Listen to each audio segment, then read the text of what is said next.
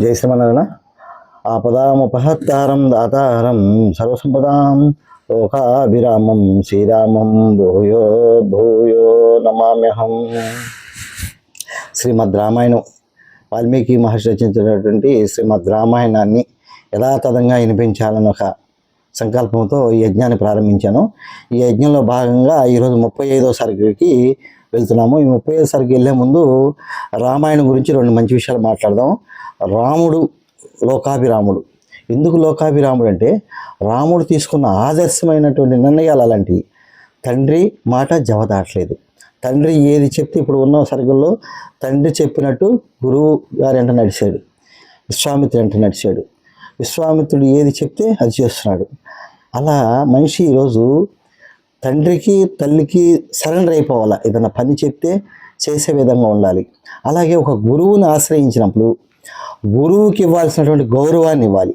ఎప్పుడైతే గురువుకి మనము గౌరవాన్ని ఇస్తామో గురువు తన దగ్గర ఉన్నదంతా కూడా దోచిపెడతాడు. ఇప్పుడు ఏమిచ్చాడు గురువు గారు విశ్వామిత్రుడు? ఈయనకి బలి అతి బలని మంచి విద్యలను ఇచ్చాడు. దానివల్ల ఆకలి దప్పులు రావు. అలాగే అస్త్రశస్త్రాలను ఇచ్చాడు. దాని ఉపశమన మంత్రాలు ఇచ్చాడు. సకలం దారిపోసాడు. అంతే. విశ్వామిత్రుడు రాముడికి సకలం దారిపోసాడు. కాబట్టి రాముడు భగవంతులాగా ప్రవర్తించాడా? లేనే లేదు. ఒక సాధారణ మానవుడిగా భూమి మీదకి వచ్చాడు. ఒక సాధారణ మానవుడు ఎలా ప్రవర్తించాలో ఇప్పటివరకు అలాగే ప్రవర్తిస్తున్నాడు అన్నమాట. ప్రశ్నించటం కానీ, తెలుసుకోవడం కానీ, ఆ కుతూహలం కానీ, కార్యదీక్ష కానీ, అది రాముల్లో ఉన్న గొప్పతనం. కాబట్టి మనం ఏ ఒక్క లక్షణం మనం పట్టుకున్నా ఈరోజు సమాజంలో మన పిల్లలు కానీ వీళ్ళు కానీ చాలా అభివృద్ధి చెందుతారు. ఎందుకంటే ఈరోజు గురువులను దూషిస్తున్నారు, అది ఎంతో అపచారం. తల్లిదండ్రులు దూషిస్తున్నారు, ఇంకా అపచారం. చెప్పిన మాట వినట్లేదు, ఇంకా మహాపాపం. అందుకే ప్రతిరోజు ఏదో కొద్ది సమయం రామాయణాన్ని వినే ప్రయత్నించేయండి. మీరు వినండి, పిల్లలకు వినిపించండి, కనీసం చదవండి. కనీసం ఎన్ని చేయకపోతే రామనామాన్ని జపించండి. ఈ కలి దోషాలు తొలగిపోతాయి. ఇప్పుడు ఈ సర్గలో ప్రవేశించే ముందు ఈరోజు సర్గ విశేషం తెలుసుకున్నాము. గంగా పార్వతుల యొక్క వృత్తాంతము 35వ సర్గ. ఇది మనకి వాల్మీకి మహర్షి గారు ఇచ్చినటువంటి సర్గ. ఈ సర్గలు ఏం చెప్తారంటే విశ్వామిత్రుడు మహర్షులతో రామలక్ష్మణులతో కూడి మిగిలిన రాత్రిని సోనానది తీరంలో గడిపాను. దీనికి ముందు రోజు మనం చెప్పుకున్నాం. ఆయన యొక్క విశ్వామిత్రుడి యొక్క పుట్టుక విశేషం కూడా చెప్పాడు. చెప్పిన తర్వాత వాళ్ళంతా కూడా నిద్రకు ఉపక్రమించారు. తర్వాత ఏం జరుగుతుందంటే ఈ రాముడు, ఓ రామ, రాత్రి గడిచినది, ప్రాతః సంధ్య సమయమైనది, నీకు శుభమగాక, మేల్కొనుము, ప్రయాణమునకు సిద్ధము కమ్ము. అంటే ప్రయాణం సిద్ధము కమ్మని రాముడిని నిద్ర లేపుతున్నాడు. సుప్రభాత నిసారామ పూర్వా సంధ్యా ప్రవర్తతే ఉత్తిష్టోత్తిష్ట భద్రంతే గమనాయ బీరోచయా అంటూ అంతటి శ్రీరాముడు విశ్వామిత్రుని ప్రబోధం ఆలకించి క్రమముగా పూర్ణాహార క్రియలను ప్రాతకాల సంధ్యావందనాది నిత్య కృత్యాలను ఆచరించి ప్రయాణానికి సిద్ధంగా ఇట్లు పలికాడనమాట. ఓ బ్రహ్మర్షి, ఈ సోననదము స్వచ్ఛమైన జలములతో అటు ఇటు ఇసుక తెన్నులతో విలసిల్తుంది. కానీ నీళ్లు తక్కువగా ఉన్నాయి. నీళ్లు తక్కువగా, లోతు తక్కువ ఉంది. కాబట్టి నావ ప్రయాణం అనుకూలంగా ఉండదేమో, మనం ఏ మార్గంలో దీన్ని దాటవలను అని రాముడు ప్రశ్నించాడనమాట. ఎప్పుడైతే ప్రశ్నించాడో శ్రీరాముడు ఇట్లా వచింపగా విశ్వామిత్రుడు, ఇట్టి పరిస్థితుల్లో మునీశ్వరులందరూ ప్రయాణించే మార్గం ఒకటే కలదు, దాన్ని నేను తెలుసుకుందును, అది మీకు తెలియజేస్తాను మీరు అని నుడివి ఏం చెప్పాడు? ప్రయాణ మార్గములను బాగుగా ఎరిగిన విశ్వామిత్రుడి యొక్క మాటలు విని ఋషులందరూ కూడా ఆయన చూపిన మార్గమునే వివిధ వనములలో దర్శించుచు ప్రయాణం సాగించారు. ఎప్పుడైతే ఈ నది దాటాలంటే మనం నా ఉండాలంటే నీళ్లు లేవు, నీళ్లు సరిపడలేవు. కాబట్టి ఏదో మార్గం అంటే నాకు తెలుసు, నేను మార్గం రండి అని చెప్పని వాళ్ళందరికీ కూడా విశ్వామిత్రుడు మార్గాన్ని చూపించాడు. మార్గం చూసి వాళ్ళందరూ కూడా విశ్వామిత్రుడు అంటే నడుస్తున్నారు. వారందరూ కూడా మధ్యాహ్న సమయం వరకు చాలా దూరం ప్రయాణం చేసి మునులు చేసి సేవింపబడు పవిత్ర గంగా నదిని దర్శించింది. వీళ్ళందరూ కూడా గంగానది దగ్గరికి చేరారంట.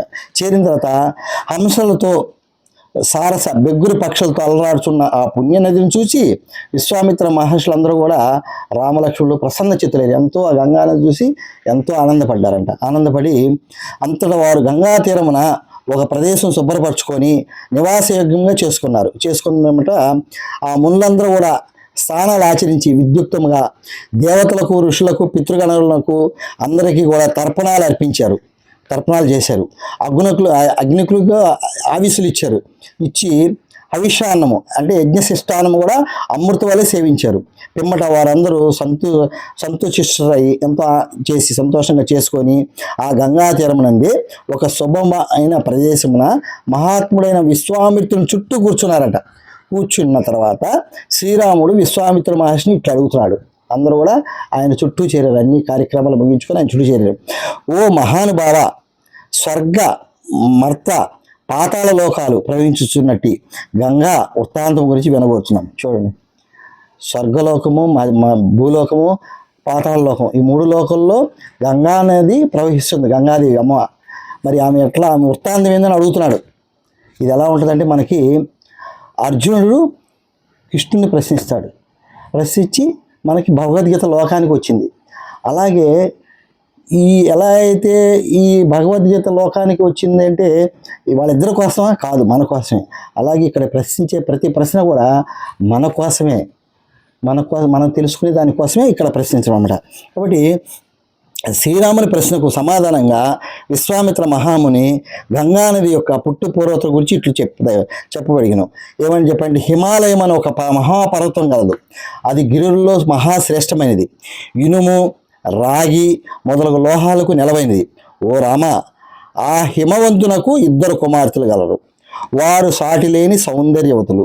వారు మేరువు యొక్క కూతురైన మేనాను సుందరి హిమవంతుని యొక్క భార్య అంట. హిమవంతుని భార్య ఇవి మేన. ఆ 2 కన్యలకు తల్లి, ఈ 2 కూతుళ్ళకి తల్లి అనమాట ఆమె. అయితే ఏం చెప్తున్నారంటే, ఓ రాఘవ, ఆ దంపతులు మేనా హిమవంతుల పెద్ద కూతురే ఈ గంగానది. ఈ గంగానది మేనా హిమవంతుల పెద్ద కూతురు. వారి యొక్క 2వ కుమార్తె పేరు ఉమాదేవి. ఉమాదేవి అంటే పార్వతీదేవి.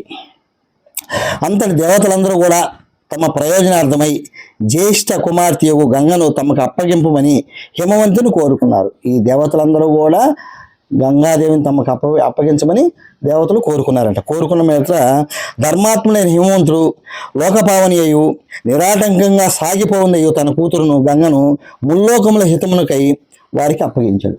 ముల్లోకాలు మేలు కలిగేందుకు కూతురిని అప్పచెప్పాడంట. ముల్లోకముల హితమనర్చు ఆ దేవతలు గంగను స్వీకరించి తాము కృతార్థులైనట్లు భావించి వెళ్ళిపోయారు.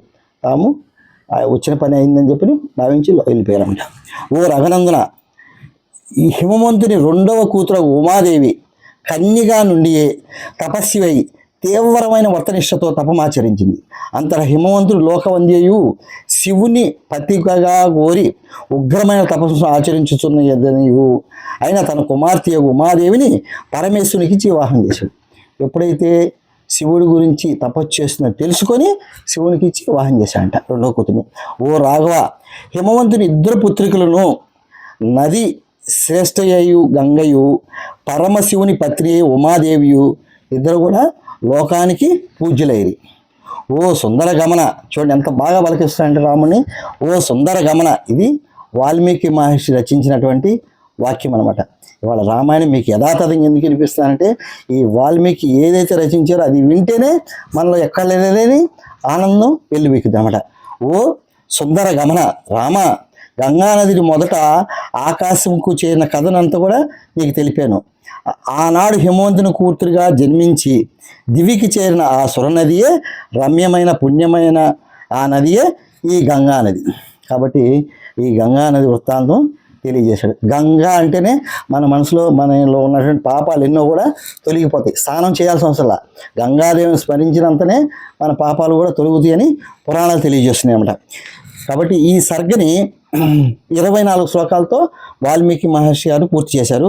ఇత్యాశే శ్రీమద్ రామాయణే వాల్మీకియే ఆది కావ్యే బాలకండే 35 సర్గః. వాల్మీకి మహర్షి విరచితమైన ఆది కావ్యమైన శ్రీమద్ రామాయణమునందలి బాలకాండమునందు 35వ సర్గ సమాప్తము. జై శ్రీమన్నారాయణ.